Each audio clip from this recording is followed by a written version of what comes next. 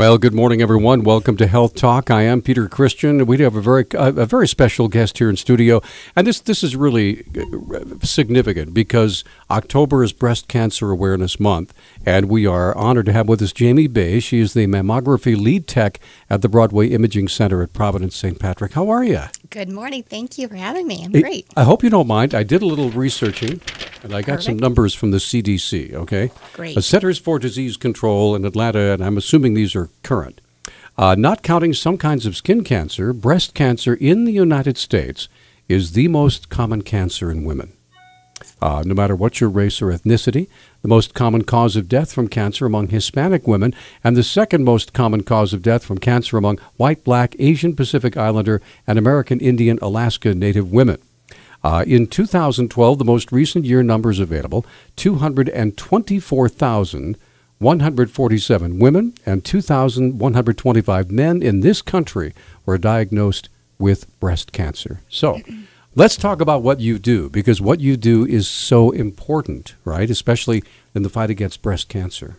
It is, and we want to bring awareness to women in our community of this importance of having yearly screening mammograms. As a technologist, our job is to provide a comfortable environment for patients to come in and have a screening mammogram, to feel at ease in our Providence St. Patrick Hospital location, and know that we're here to serve them, answer questions, and provide a service to them. Now, do you primarily work with adult women, or at what point do women begin getting mammographies, or mammograms, rather? Yes, it is recommended that a lady starts mammograms at age 40, starting screenings at 40, and then yearly after that.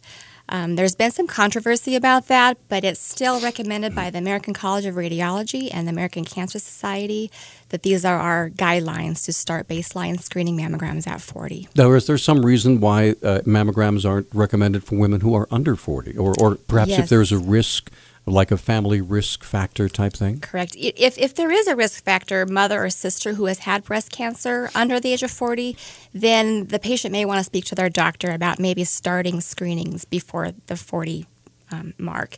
However, as a woman ages, their breast tissue is quite dense and fibrous. In early stages of life, between 30 and 40. Reproduction stages, and it's sometimes hard to really get a good reading of the entire structure at that point. So we recommend, to have a very good reading, we want you to start at 40. Okay. Now, what is 3D imaging all about? How does that differ from the types of mammograms you took in the past? Right. 3D is our newest, greatest technology in the world of mammography. As a patient, you probably won't notice a bit of difference with the machine itself. The look and feel is the same. The same number of images are taken. However, when we take the image, the machine will make a slight arc across the top of the patient, and that creates a two-dimensional image, which the radiologist can look at and compare with prior exams. But then he can also reconstruct each image and look at 1 millimeter slices all the way through the breast tissue at each angle. So it's almost like turning a page of a book. You can really see all the different levels and structures of the breast tissue, unlike what we've had before. So is this now, please forgive my ignorance here, is this like an X-ray or more like a CAT scan, or how does it relate to some of the other tests that you offer? Sure. It is X-ray. It's very low dose. The 3D is very similar to what the regular film screen mammogram would be. But it allows the two-dimensional image that's generated. So it's similar to a CT in the way that we can look at slices of the tissue, and allowing the radiologist to really scroll all the way through the levels and structure of the tissue. Which brings me to another question. And once the mammogram is completed, who reads it? I mean, is it the person who takes the picture, or do you send it to someone else? The radiologist does all the reading. It's the responsibility of the technologist to create a good image for the radiologist to read. So it's our job as technologists to make sure that positioning is good, that we have good compression. That compression allows us to open up the underlying tissue, get a good reading of the entire structure, and also helps to reduce any motion or blurriness. That image is then pushed onto the radiologist's workstation where he will read the exam, compare with prior studies, and make a report of the findings of that exam. Okay, so now again, these are Dr. Obvious questions here, but what exactly is the radiologist looking for in that mammogram? Sure. It's important if a patient has had mammograms before that the radiologist will look at change. So it's important to have comparison studies. You have to have a reference point, yeah, right? Correct. He'll look at things like calcifications. It's normal to have calcifications in the breast tissue, but sometimes if we note there's a change in number or the appearance of them looks different than comparison studies, then sometimes those patients may get called back. We look for nodules or areas that are more dense that may stand out in comparison to a prior study. The radiologist has a very keen eye to what they're looking at, and we're very lucky to have such a great group of radiologists in our community. Sure. Are there some signals that go to the radiologist to say, we need to get this woman back in for another chat, maybe another look? Right. And I realize that can be kind of a scary phone call or a letter or whatever from the imaging center there. Right. But how does that? What triggers that? Change, new findings. If a patient comes in and feels something, we'll really work up that exam. The radiologist will talk to the patient. If something, the patient's noticing a change in their skin around the area of the breast, if there's any discharge, if they have pain or tenderness, anything that looks new or changed, those are something that the radiologist will really take a close look at and possibly schedule a biopsy if necessary. If something is seen on the screening mammogram that looks new or different from a prior exam, we will call that patient back in and do kind of what we call cone down or really specific views to allow the radiologist a very close look or magnified look at that specific area of the tissue. Now, much of this actually begins with a self-exam, right? That you have to be very aware of your body and the changes that are going on. And so do you help women with, what do I look for? How do I do this? What? We have a lot of material in our waiting areas to hand out or to teach women what's important to look for, changes or whatnot. And nobody knows themselves better than the patient. Right. So self-exams are important. Yearly visits to your doctor for breast exams are important, and as well as just knowing signs of what to look for. Okay, we're going to take a little break. By the way, if you have a question for Jami, give us a call. Jami is the mammography lead tech at the Broadway Imaging Center at Providence St. Patrick Hospital. Lines are open, 721-1290 or 1-800-568-5309. We're coming right back right after this. We're back on Health Talk, sponsored by Providence Health and Services, Western Montana. Gorgeous day outside, beautiful blue sky, a little crisp. It's 31 degrees. And we are visiting right now with Jami Bay. She's the mammography lead tech at the Broadway Imaging Center at Providence St. Patrick Hospital. Lines are open. If you have a question, 721-1290 or 1-800-568-5309. So Jami, how many mammograms do you guys do in the average month or year, or have you had a chance to keep track? Yeah, we October through December, of course, our busy months, we average about 40 mammograms a day. A day? Yes. Wow. Yeah. Okay. All right. Usually 1 or 2 biopsies a day. We average about, around this time of year, we average about 700 mammograms a month. Okay. So in doing so many, obviously you have to have a pretty good staff that keeps things going. How long does a mammogram take? We schedule our screening mammograms every 15 minutes. Wow. We have 3 techs on board every day, 3 or 4. We have a very good system. So we have maybe diagnostic mammograms going on in one room, screenings going on in another. Everything flows very smoothly. Which brings to another question. What's the difference between a screening mammogram and a diagnostic mammogram? Obviously, one's going to be a bit more intense than the other, Correct, right? Yes. The screenings, that is what you have yearly. That is just for any normal, come in and have the images done. They're Hello, put it's back good to see you again. Yep, yeah, right. Exactly. Okay, right. Put back to be read by the radiologist. You do not have to have a doctor's order for a screening. However, you do have to have a doctor in order for us to send reports on to. For a diagnostic mammogram, This would include patients that are getting called back for any additional views from their screening, or patients that may feel a lump, have any sorts of symptoms to the breast. When we do diagnostic mammograms, the patient must have an order from their doctor to have that done. We'll do the basic images. We'll show those to the radiologist. He may ask for some additional images, possibly an ultrasound, and then he will talk to the patient before they go, and then we will go on to, if the biopsy is needed, or if the patient maybe needs to come back in 6 months, or continue with their yearly screening. So now, when a woman is determined to have breast cancer, okay, now your job is done because you've done the imaging, but I know you have an entire department there, because we visited with them before, right, about the many ways that you step in and help them with their family and with counseling and all sorts of things. So correct, yeah. We have a great group of navigators in our cancer department, and they kind of step in at the time of diagnosis. So when the pathology comes out, their job is to step in and help navigate the patient through all the next steps of the process. They help them schedule appointments with surgeons, radiation oncologists, chemo docs, whatever the needs might be. Their role is just to really help guide and support the patient through every step of the way. So is a mammogram safe? I mean, when you hear, gosh, it's like an X-ray, get a little nervous about that? Right. Mammograms are very low-dose radiation. The benefits of a mammogram much outweigh the risk of the Sure. dose of radiation. Right. And that's a big question. Patients always maybe choose not to have a mammogram because of the radiation risk.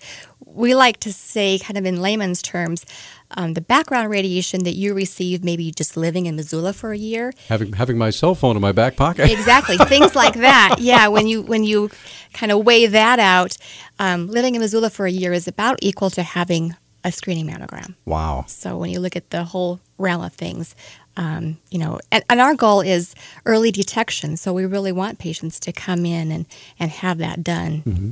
So when someone comes in for the very first time to the clinic there, at the imaging center, what is that experience like? From the moment that they walk in, what kind of things do you ask them, especially for those who have never done it before? Right, Let's kind of break the ice here and say this is a very comfortable place. Right. Go ahead. Yeah, so we do have two facilities, Broadway Imaging Center, Providence St. Patrick Hospital downtown, and then we have a new site that also offers 3D mammography out at our Grant Creek location, the Providence Grant Creek Family Practice. Patients that come in, we try to make them feel as comfortable as possible.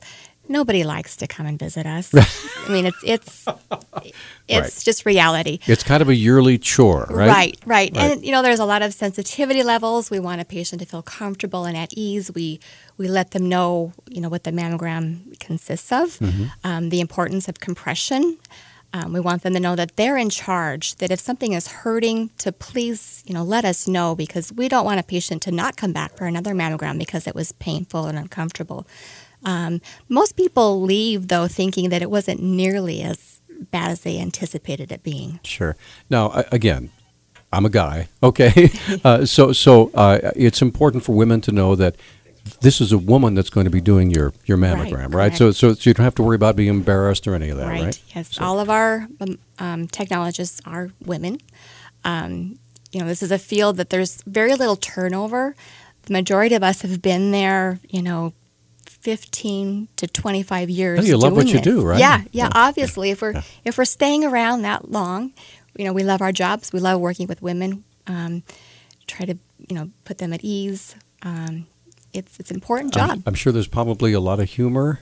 Sometimes, as much as possible, right? As is appropriate, right? And you have to get a feel for your patient of Sure. what's appropriate, and anything that you can maybe take their mind off of what's happening and help them get through it. How long does it take?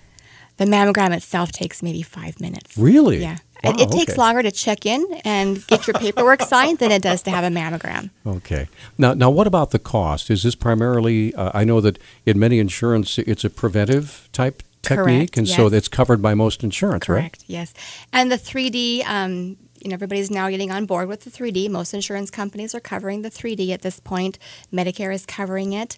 But we don't want patients to ever feel like they need to go without a mammogram because maybe of financial concern. There's programs that help patients through our foundation, through our Team Up Montana, through Partnership Health, that will supply funds needed for patients to have mammograms or further appointments if necessary, because nobody should go without. All right, we're going to take another quick break, 721-1290. If you have a question or a comment, lines are open at 721-1290. And again, our guest is Jami Bay. She's the lead tech, Broadway Imaging Center at Providence St. Patrick Hospital here in Missoula. Lines are open. We'll be right back. Hey, we're back on Health Talk, sponsored by Providence Health and Services, Western Montana. Joining us here in studio, Jami Bay. She's the lead tech for mammography at the Broadway Imaging Center at Providence, and we haven't talked about guys. So let's talk about men and breast cancer. Do you recommend all men be screened, or No. At what point do we do that? With male patients, it's mainly diagnostic mammograms that we do. So, it's something that the male patient may want to speak with their physician about. But if they're noticing any symptoms, a lump or any changes, Or like pain, anything like that, Right. Breast cancer does occur in men. So it's very important for them to come in and have that exam so we can get answers for them. All right. Now, it's the same technique, I'm assuming, It with is, the compression yes. and all Yes, that, right? yep, Okay. yep. And the radiologist is looking for the same thing. Exactly, yeah. Okay. Yep. So about how many men compared to women? You say you do 40 a day. So Yeah, we maybe see a male patient 2 or 3 times a week, so Okay. it's not very often, but Okay. we see them Yeah. frequently. It's a man. It happens, yeah. And we don't want them to feel uncomfortable either. I know. All right, so let's talk about the Team Up event. You've got a Yes, big deal coming up yes, Saturday. Everybody's it going to is. be there. October 10th. There's the Survivor Parade, so we encourage anybody who has fought this fight to come out. Or is fighting. Or is fighting, yeah. Right. We're there to support you and celebrate them for that parade. Then there's a tailgate following the parade that... By the way, I understand that they make some just amazing Bloody Marys at this thing. I'm glad that you right? brought that up. Yes, because they are top notch, along with the pulled pork and everything else that goes with it. But Yeah. it's just a day to celebrate and encourage women, and it's just a great time. I will never forget, because I'm privileged to do the PA at the games. Right. And when Jill Valley went out there, took her wig off Yes. in front of 27,000 Yeah, people. It was exactly. so inspiring. Right. So, Yeah, and it's empowering, very empowering. it really is. All right. Now, tell me about locations, and we need to get some direct statistics here. Where do we go? Who do we call? That sort of thing. Like I said, there are 2 locations now through Providence. Our main site, Broadway Imaging Center, 500 West Broadway. If you want to call and make an appointment, that is 329-5757. And then our other site, our newly created mammography 3D location, does screening mammograms, and that's out at the North Reserve, Grant Creek Family Practice. To call for an appointment there is 327-1850. The great thing about that facility is they also encourage and like walk-in mammograms. Oh, yeah, I was going to ask you about that. So if you're out shopping and Right. Feel like it's that time, go ahead and walk in and we can get that done. Yeah, and we just encourage you to do that this month. Is there a website or email or anything like that? You can get on the Providence website, and we have information on that for our department as well. Okay. What is it? I'm just going to ask you personally, Jami. What is it about when your feet hit the floor in the morning? What is it that gets you up and makes you race to work? Mm-hmm. I enjoy my coworkers. I enjoy women. Helping people, and this is a great way to do it. Once again, it's the technology that is up and coming really, drives me with this 3D mammography that we have spoken about this morning. Just so women understand that 3D is allowing us to pick up 41% more invasive breast cancers. It's also reducing false positives by 40%. So patients aren't getting called back as often because we can really see all the way through the structure and get a very clear reading. Okay, give us a phone number one more time for the St. Pat's. The St. Pat's scheduling is 329-5757 and Grant Creek 327-1850. Jamie, it's been a pleasure. Thank you. Thank you very And best of luck on Saturday. Yes. I'm assuming we'll see you there? I will be there. All right, I'll try to be there too. Wear your pink. Yeah. All right, thanks for joining us, everybody. This has been Health Talk, sponsored by Providence Health and Services, Western Montana. We have a special City Council Forum Ward 6 candidates from 9 to 10. Hope you'll stay with us.